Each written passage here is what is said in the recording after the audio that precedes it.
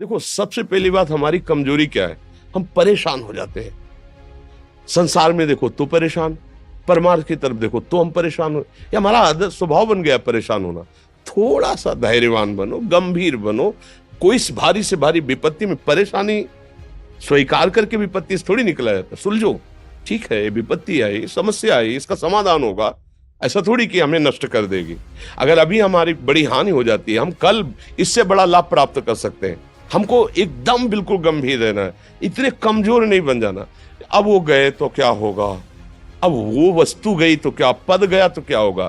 प्रयास किया था, ये पद मिला था, इससे बड़ा पद प्राप्त करूंगा, मैं इससे बड़ा महान बनूंगा। ठीक है, एक बार गिर गया, गलती हो गई, दंड भोगूंगा, फिर इससे ज्यादा संयम में रहूंगा। बिल्कुल मतलब एकदम फ्रेश दिमाग रखना चाहिए। पर अपने लोग क्या है, जरा सी बात में एकदम पछड़ा कर लेते हैं, एकदम कमजोर हो जाते हैं। ये बिल्कुल ठीक नहीं है। हम जीवन भर की यात्रा की बात कह रहे हैं, भारी से भारी कष्ट में भी मुस्कुराना, तो हमें बल मिला है, हमें भगवान की कृपा का दर्शन हुआ है, हमें उनका दुलार दिखाई दिया है। अगर ऐसे तो भाग जाते, फिर परमार्थ में थोड़ी चलना होता है। आज जो आप सुन करके लाभ लेने की चेष्टा कर रहे हो ना, ये केवल प्रवचन नहीं है, ये जीवन है। अगर ये जिए ना होते ना, तो ये इसका प्रभाव नहीं पड़ता, फिर वाणी का प्रभाव नहीं पड़ता। हम इसीलिए कहते हैं, जैसे आप लोग एकदम परेशान हो जाते हैं जब बोलो, क्या हमसे ज्यादा परेशानी होगी? दोनों किडनी खराब, दवाई लाने के लिए पैसे नहीं, पानी रखा है हम उठ के पी नहीं सकते, भीषण शरीर में कष्ट, भीषण बुखार, क्योंकि किडनी फेल, जरा में बुखार, खाने को क्या, रोटी मांग के लाओ। अगर वहां सब्जी मिलती है तो लाल मिर्च ऐसी पड़ के मिलती थी कि वो पा नहीं सकते थे। आप सोचो, पानी लाना है तो मुझे लाना है, पीना है तो मुझे पीना है।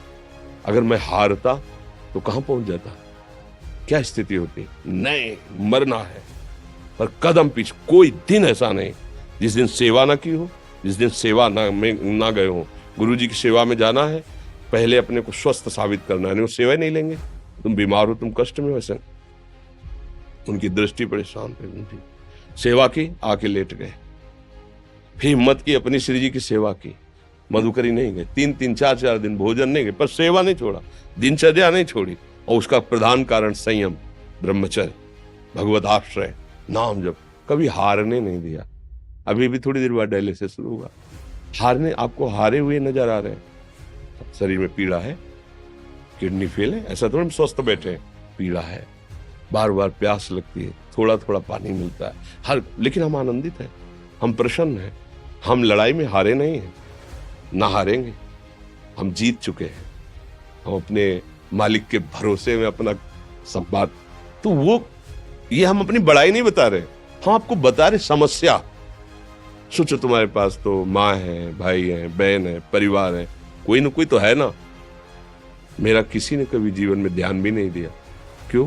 बचपन से बाबा जी बन गए, किसी से प्यार नहीं, किसी से संबंध नहीं, कोई जानकारी नहीं, हम कहाँ हैं, वो कहाँ है, किसी से कोई मतलब नहीं। अच्छा, जवान साधु कौन श्रद्धा करे? कभी गांव जाने की हिम्मत नहीं पड़ती कि रोटी मांग ले, पता नहीं लोग क्या सोचेंगे, क्या भावना कर ले। हम दरवाजे पे खड़े हैं, क्या कैसी भाव, जो हमारे सामने आकाश वृत्ति से आया यौवन अवस्था में, वही पाया, अन्यथा भूखे रह गए। जब हम हर समय अपने को विवेक के द्वारा सावधान रखे, तो हम कभी निराश नहीं हुए, कभी उदास नहीं हुए, कभी ऐसा नहीं लगा कि यार हम दुखी, कभी नहीं लगा। उसी का फल है कि उस सुख का संकेत मिल गया जहां दुख की निशानी भी नहीं, वही उसी के बच्चे हो। हम सब उसी धातु से बने हुए हैं। हम इतना क्यों परेशान हो जाते हैं? हम ये देखते हैं, अपने लोग थोड़ी बात बिगड़ गई परेशान, नहीं बिगड़ी तो बिगड़ जाने की संभावना में परेशान है। आज सुख है, लेकिन कल सुख छिन जाएगा, तो हम आज के सुख में सुखी ना होकर कल के दुख की आने की संभावना में हम भयभीत हो। मतलब क्या हमारी सोच रह गई? हमको इतना बलवान बनना है कि सुख और दुख दोनों हमको छू न सके। भारी से भारी सुख की व्यवस्था है तो अहंकार नहीं, हर्षित होकर किसी का अपमान न करे कि हम धनी, हम पदाधिकारी, अमुक। भारी से भारी दुख आया तो हमें किसी के सहयोग की जरूरत नहीं, हम फिर अपने कदम बढ़ाएंगे, हम फिर जुड़ी हुई अपनी भावनाओं को सजाएंगे। मस्त जीवन, एकदम तुम अविनाशी के बच्चे हो। शेर का बच्चा भेड़ों के बीच में फंसकर म्यों म्यों बोल रहा है, बस अगर दहाड़ना सीख जाए तो कोई भी उसे परास्त नहीं कर सकता। ऐसे भगवद अंश, तू प्रपंच में फंसकर अपने को इतना दीन क्यों देख रहा है? तू ऐसा है कि भगवान के दिव्यास्त्र में भी ताकत नहीं तेरे को मार सके। तू अविनाशी का अविनाशी बच्चा है।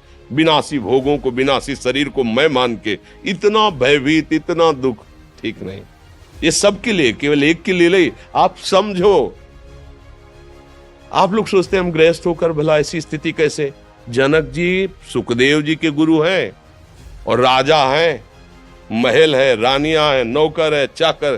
क्या सुखदेव जी जिनके शरीर में लंगोटी भी नहीं है, दिगंबर, परमहंस के गुरु हैं जनक जी जो राजा हैं। समझो, आप ऐसा ना सोचे कि हम नौकरी कर रहे हैं, हम संसार में, हम गृहस्थ हैं, हम आध्यात्मिक की ऊंचाई पर नहीं चढ़ सकते। नहीं, आप एक सरकारी नौकरी या आप किसानी या व्यापार करते हुए आप एक अध्यात्म की ऊंचाई में चढ़ सकते हैं। और अध्यात्म ही है जो तुम्हें इस माया के दुख सुख से ऊपर उठा सकता है। दूसरा, चाहे जितनी संपत्ति आ जाए, आप सुखी नहीं हो सकते। सब देख लो, आंख खोल के देख लो। अध्यात्म ही है जो तुम्हें हर कष्ट सहकर मुस्कुराकर जीने का रास्ता बता देगा कि आप आनंदित हो जाओगे। कुछ नहीं बिगड़ा। अध्यात्म है तो कुछ नहीं बिगड़ा, अध्यात्म नहीं है तो कुछ नहीं बना, कुछ हाथ नहीं लगने वाला।